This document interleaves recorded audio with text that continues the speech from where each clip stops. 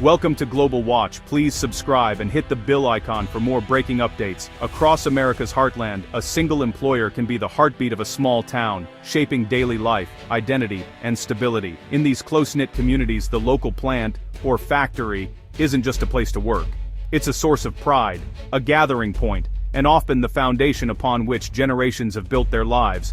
The rhythms of daily life, school drop-offs, weekend games, and community events are all intertwined with the fortunes of that one employer. When the plant is thriving, so is the town. But when trouble comes, the impact is felt everywhere. When that heartbeat falters, the silence is profound, echoing through every home and business. Streets that once bustled with activity grow quiet, and the sense of uncertainty seeps into every conversation.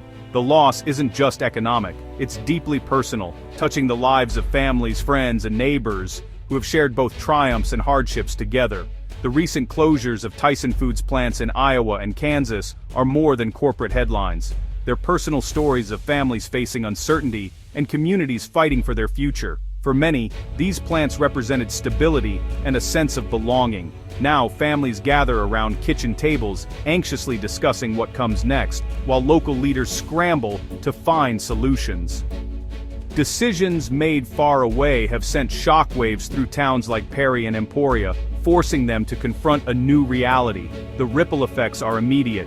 Local shops see fewer customers, schools worry about declining enrollment, and families face tough choices about their future. The sense of loss is palpable, but so is the determination to adapt. This is about more than economics. It's about resilience, hope, and the enduring American spirit.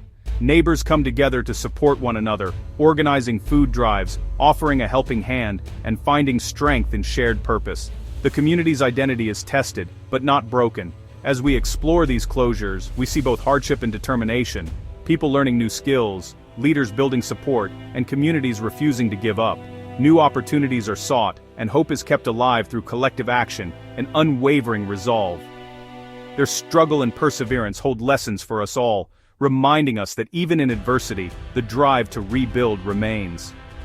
The Heartland's true strength lies not just in its industries, but in the spirit of its people, undaunted, united, and always looking forward.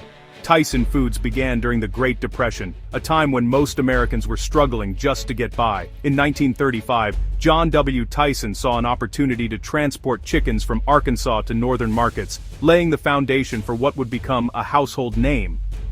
What started as a modest family business soon grew, fueled by hard work, innovation, and a relentless drive to feed a nation in need. Over the decades, Tyson expanded from a single truck to a sprawling network of processing plants, distribution centers, and farms.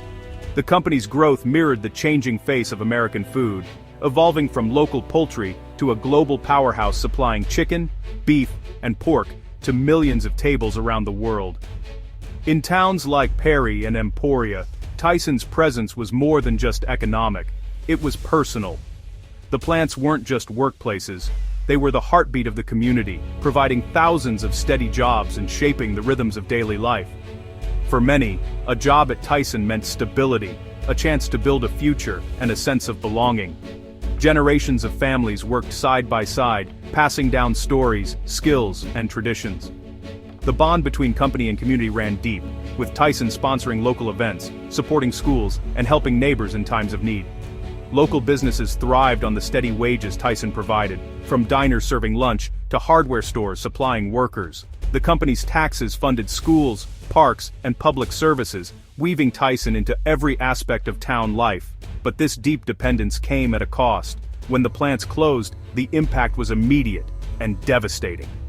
Jobs vanished overnight, storefronts emptied, and a sense of uncertainty settled over the community. The vacuum left behind was nearly impossible to fill, leaving families and businesses scrambling to adapt. The history of these plants is woven into the very fabric of these towns, representing not just economic prosperity, but a way of life. For decades, Tyson was a symbol of hope and continuity, an era many believed would last forever. Now, with Tyson gone, Perry and Emporia face a profound challenge. Residents must grapple with questions about their identity, their future, and how to rebuild a sense of community in the absence of their economic anchor. The end of this era forces these towns to confront a world where old certainties no longer apply, and where resilience, creativity, and unity will be more important than ever before. The closure announcements hit Perry and Emporia like an earthquake, sending shockwaves through every street, every home, and every heart. For decades, the Tyson Foods plants had been the lifeblood of these towns, providing not just jobs, but a sense of purpose and stability. In Perry, nearly 1,300 jobs vanished with the plant's closure after 60 years. Generations of families had worked under its roof, and its absence left a gaping hole in the community's identity. In Emporia, over 800 jobs disappeared overnight, leaving hundreds of families scrambling to figure out how they would pay their bills, keep their homes, and put food on the table. For these towns, it wasn't just about jobs, it was about families, homes, and the spirit of the community. The plant closures threatened the very fabric of daily life, from school events to local businesses that depended on Tyson's workers. The reasons for closure, corporate efficiency, shifting markets, mattered little to those facing life-altering consequences. For many, the news came with little warning, and the sense of betrayal was palpable. In Perry, the loss compounded recent trauma, as the town had already been struggling with economic uncertainty and population decline. The closure felt like another blow to a community already fighting to survive. Meanwhile, in Emporia, unemployment rates soared to the highest in cities of its size, and local businesses braced for the ripple effects as spending slowed and families tightened their belts. On the final days, the familiar shift change whistle fell silent, marking the end of an era.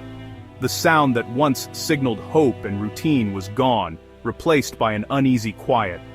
Workers shared emotional goodbyes, uncertain about the future. Tears were shed, hugs exchanged, and memories recounted as people packed up their belongings and walked out for the last time.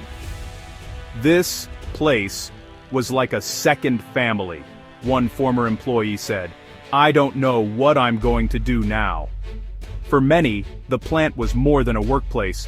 It was a community, a source of pride, and a lifeline. The empty plants became powerful symbols of the void left behind, standing as silent reminders of what was lost and the uncertainty that now faces Perry and Emporia. The closures sent shockwaves through every corner of Perry and Emporia. Thousands lost paychecks overnight, plunging families into financial distress and forcing tough choices about mortgages, bills, and food. Local businesses felt the pinch as spending dropped, and the entire economy began to contract. School enrollment fell as families moved away, and the housing market faced uncertainty. Beyond economics, the closures fractured social bonds. Many workers, especially immigrants, lost not just jobs, but a sense of belonging. Mental health concerns surged, prompting a rapid response for support services. In Perry, many displaced workers left. In Emporia, most stayed, straining the local job market. The ripple effects touched every aspect of community life, from Main Street to the classroom. With jobs gone, the question became, what's next? Local colleges and career centers became lifelines, offering retraining and education to help workers build new careers. In Perry, the DMACC Perry Van Kirk Career Academy launched targeted programs like Jumpstart CDL for commercial driving and expanded nursing and digital skills courses. Dozens of former Tyson employees enrolled, embracing the chance to learn new trades. Language barriers were tackled head-on, with expanded English courses helping immigrants access new opportunities. "We're not just offering classes, we're offering a pathway to a new life," one coordinator said. The shift from lifelong factory work to lifelong learning became essential for survival. By investing in themselves, these workers strengthened both their futures and the resilience of their communities. Amid hardship, stories of resilience and reinvention emerged. Manuel de Jesus Hernandez, a former Tyson worker, retrained as a truck driver and found new purpose and stability. In Emporia, Jonathan Juarez, laid off alongside his mother, launched his own mobile car detailing business, Crispy Detailing, LLC. These stories aren't just feel-good moments, they're proof that determination and support can turn crisis into opportunity. The rise of small businesses and new careers shows that economic vitality doesn't have to depend on a single employer. These individuals are planting seeds for a more diverse, resilient local economy. Their journeys inspire others to look beyond loss and toward new beginnings. In the wake of the closures, Perry and Emporia rallied together. Local officials, nonprofits, churches, and citizens formed a rapid support network, addressing urgent needs for food, housing, and emotional support. Job fairs connected workers with new employers, offering hope and practical steps toward re-employment. Food pantries and fundraisers met surging demand, while mental health services helped families cope with stress and anxiety. This collective embrace showed the true strength of these towns, their unity and compassion. The plant may have closed, but this community is not closed, one leader said. The foundation for recovery was built on solidarity and shared responsibility. Immediate relief was vital, but long-term survival meant attracting new businesses. Economic development teams marketed Perry and Emporia to new industries, emphasizing skilled workers and strong community spirit. Perry landed a breakthrough. Italian manufacturer ADR Axles USA chose the town for its U.S. headquarters, bringing new jobs and hope. Though the initial job count is small, it's a crucial first step toward diversification. The fate of the empty Tyson plants remains uncertain, but officials are working to repurpose them and attract more employers. Experts stress that the future lies in a mix of smaller, diverse companies, not another single giant. The goal, a stable, resilient economy that can weather future shocks. Attracting new businesses and fostering local entrepreneurship are key to rebuilding. These efforts are planting the seeds for a more robust economic foundation. The stories of Perry and Emporia offer powerful lessons for towns across America.